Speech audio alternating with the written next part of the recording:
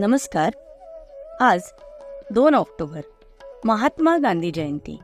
सर्वप्रथम सर्व विद्यार्थी व पालकांना महात्मा गांधी जयंतीच्या हार्दिक शुभेच्छा. महात्मा गांधीजींचा जन्म 2 ऑक्टोबर 1869 या दिवशी सध्याच्या गुजरातमधील पोरबंदर शहरात झाला. त्यांच्या वडिलांचे नाव करमचंद आणि आईचे नाव पुतळीबाई होते. करमचंद गांधी तत्कालीन काठेवाड प्रांतातील पोरबंदरमध्ये दिवाण होते. अत्यंत धार्मिक वातावरणातील बालपणाचा मोठा प्रभाव गांधीजींच्या पुढील आयुष्यावर दिसून येतो.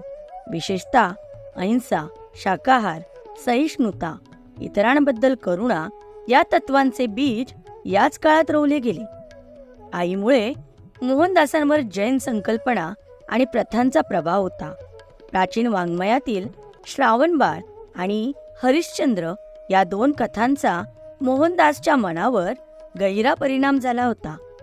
स्वतःच्या आत्मचरित्रात ते कबूल करतात की या 2 कथांमुळे त्यांच्या मनावर अत्यंत परिणाम झाला होता. ते लिहितात, त्याने मला झपाटले आणि मी अगणित वेळा माझ्याशीच हरिश्चंद्रासारखा वागलो असेन. गांधींच्या सत्य आणि प्रेम या दैवी गुणांशी झालेल्या स्वओळखीचा माग हा या पौराणिक पात्रांपर्यंत येऊन पोहोचतो. इसवी सन 1883 मध्ये वयाच्या 13व्या वर्षी त्यांचा कस्तुरबा माखनजी यांच्याबरोबर बालविवाह झाला. या प्रक्रियेत मोहनदासला शालेय शिक्षणाचे 1 वर्ष गमवावे लागले. इसवी सन 1885 मध्ये जेव्हा गांधीजी 15 वर्षाचे होते तेव्हा त्यांचे वडील करमचंद गांधी यांचा स्वर्गवास झाला होता. इंग्लंडमध्ये कायद्याचा अभ्यास करून ते बॅरिस्टर बनले आणि हिंदुस्थानात परत येऊन वकिली करू लागले. 1891 मध्ये ते इंग्लंड सोडून परत भारतात आले. मोहनदास करमचंद गांधी हे भारताच्या स्वातंत्र्य संग्रामातील प्रमुख नेते आणि तत्वज्ञ होते. ते एक वकील, वसाहत विरोधी, राष्ट्रवादी, राजकीय नैतिकतावादी होते.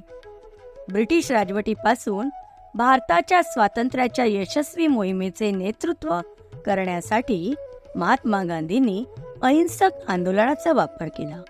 नंतर जगभरातील अनेक नागरी हक्क आणि स्वातंत्र्य चळवळींना महात्मा गांधींकडून प्रेरणा मिळाली. महात्मा अर्थात संस्कृतमध्ये महान आत्मा असा त्यांचा सन्माननीय उल्लेख प्रथम दक्षिण आफ्रिकेत 1914 मध्ये केला गेला. आता हा शब्द जगभरात त्यांच्यासाठी वापरला जातो. गुजरातमधील एका हिंदू कुटुंबात जन्मलेल्या आणि वाढलेल्या गांधींनी इनर टेम्पल, लंडन येथे वकिलीचे शिक्षण घेतले.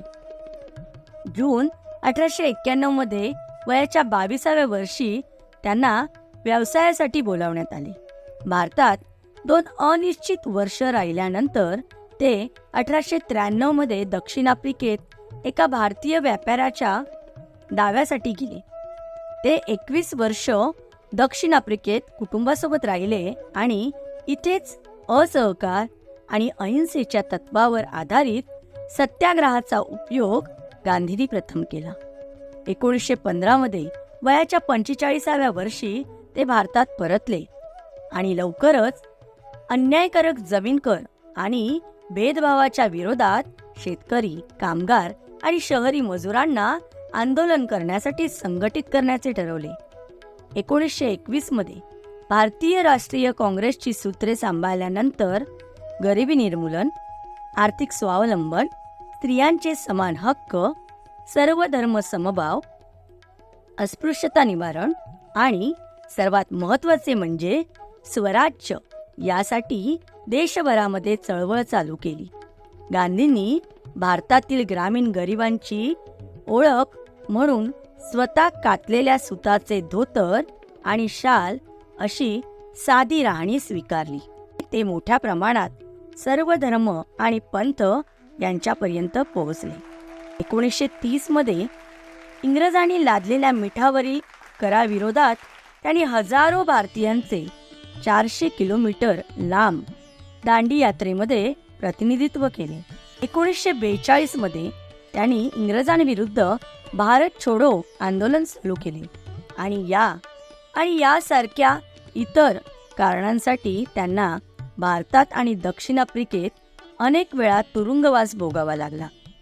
नथुराम गोडसे हा पश्चिम भारतातील हिंदू राष्ट्रवादी होते. त्यांनी 30 जानेवारी 1948 रोजी दिल्लीत एका आंतरधर्मीय प्रार्थना सभेत छातीत 3 गोळ्या घालून महात्मा गांधींची हत्या केली.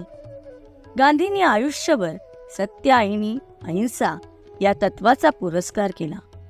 स्वतः देखील त्याच तत्वानुसार जगले आणि इतरांनीही तसे करावे असे सुचवले.